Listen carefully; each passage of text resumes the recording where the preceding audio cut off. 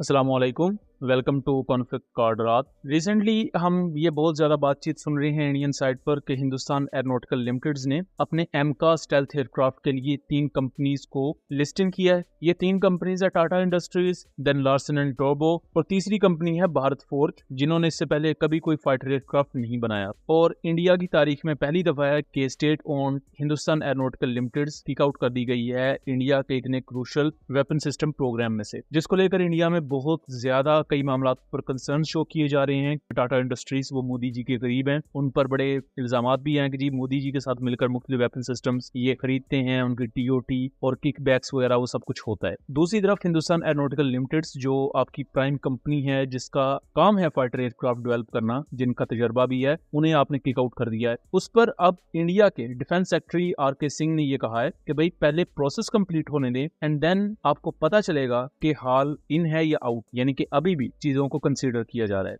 See, the revolutionary part of it was when we developed that model where we said that we'll make it a level playing field. The private sector can also participate in this particular project for building 5 prototypes of the AMCA aircraft. We were pleasant. Frankly, it was a leap of faith for all of us. There were a lot of naysayers, people who said that there will be no private sector bids at all. On the contrary, we got, I think, 7 fairly credible industrial consortia, a combination of public and private sector, who bid for it. We are in the process of completing it. I'm not again going to tell you when that, the details of the process, because let the process be complete and you'll know, whether HAL is in or out. But end of the day, I can certainly tell you that there are credible private sector entities who are very much in the running. And the pleasant part of it is that at least 2 of them have strong public sector companies as part of their consortia. ये एक बहुत बड़ी frustration इस वक्त नजर आ रही है Indian side पर कि एक तरफ तो टाटा इंडस्ट्रीज है, उसे पता है कि एक स्टेल्थ एयरक्राफ्ट का अगर बिड उन्हें मिल जाती है, एक ठेका मिल जाता है, तो उसमें बिलियंस ऑफ डॉलर्स हो सकते हैं जो उनके पास आएंगे। और जाहिर बात है ये एक मेक और ब्रेक वाली सिचुएशन है कि अगर आप सक्सेसफुली एक स्टेल्थ एयरक्राफ्ट इंडिया के लिए बना देते हैं तो आपकी बल्ले बल्ले है, आपकी कंपनी जमीन से आसमानों तक पहुंच जाएगी। और इससे आप एक काउंटर देंगे इंडिया को कि भाई अगर हिंदुस्तान एरोनॉटिकल लिमिटेड तेजस में फेल हो चुका है, एमका के लिए आप ट्रस्ट नहीं करते इस अदारे पर, तो भाई देखें हमारी कंपनी है। ये पूरी सिचुएशन कई मामलात में पाकिस्तान और चाइना के फेवर में भी है। चाइना की तो खैर चाइना को उस फेवर की जरूरत भी नहीं है, because China already 5th generation technologies में मास्टर कर चुका है। अब तो वो 6th जनरेशन टेक्नोलॉजीज में भी बहुत हद तक आगे बढ़ चुकी हैं। 2 प्रॉपर 6th जनरेशन एयरक्राफ्ट इस वक्त चाइना में फ्लाई कर रहे हैं। लेकिन पाकिस्तान के लिए सिचुएशन अहम क्यों है, या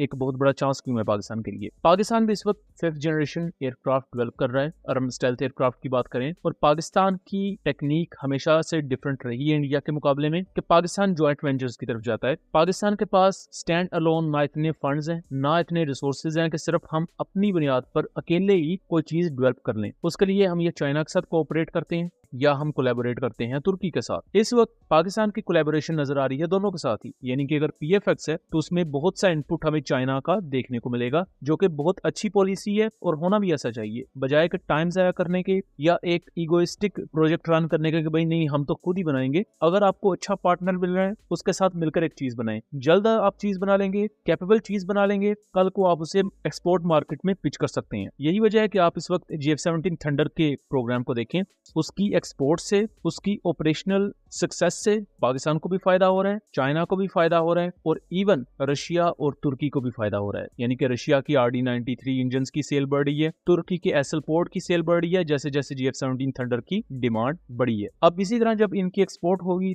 तो इन 4 कंट्रीज को फायदा होगा। उसके मुकाबले में अगर आप इंडिया के LCA तेजस एयरक्राफ्ट को देखें तो इंडिया इजराइल के साथ जॉइंट वेंचर कर सकता था, रशिया के साथ जॉइंट वेंचर कर सकता था, चांसेस मौजूद थे, लेकिन अपनी इंटरनल ब्यूरोक्रेटिक प्रॉब्लम्स की वजह से और Hindustan aeronautical limited versus Indian air force, इनका जो आपसी एक क्लैश है कि इंडियन एयरफोर्स के जो चीफ है वो मल्टीपल टाइम्स कह चुके हैं कि उन्हें HAL के मामलात पर, HAL के प्रोसीजर्स पर कॉन्फिडेंस नहीं है और LCA तेजस उतना कैपेबल नहीं है जो इंडियन एयरफोर्स की रिक्वायरमेंट है। दूसरी तरफ हिंदुस्तान एरोनॉटिकल लिमिटेड ये कहती है कि हम अपनी तरफ से पूरी कोशिश कर रहे हैं और जो फाइनल रिक्वायरमेंट्स चाहिए हम उन्हें फुलफिल करके इंडियन एयरफोर्स को LCA तेजस प्रोवाइड कर देंगे। अब सेम वही चीज AMC एयरक्राफ्ट के लिए भी हो रही है, जो कि अल्टीमेटली एक और फेल प्रोजेक्ट हो सकता है। इस वक्त सेक्रेटरी ऑफ डिफेंस ने ये कहा है कि जी 5 प्रोटोटाइप्स EMCA के बनाए जाएंगे। अब ये 5 प्रोटोटाइप्स बनने में भी कम से कम अगला 7-8 साल लगेंगे और फिर उसके बाद उन पर टेस्टिंग होगी।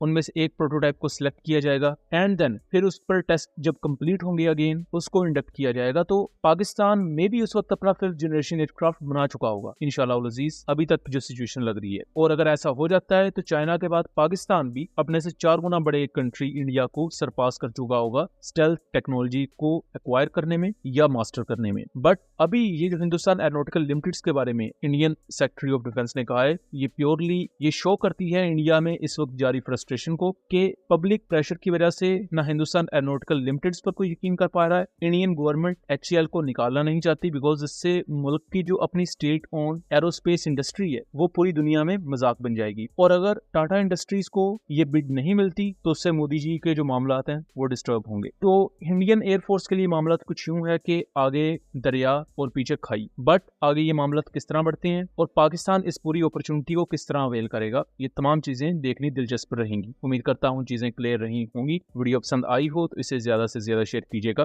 ताकि इस तरह की मजीद इन्फॉर्मेटिव वीडियोस हम आपके लिए लेकर आ सकें। मिलेंगे अगली वीडियो में, तब तक के लिए अल्लाह हाफिज।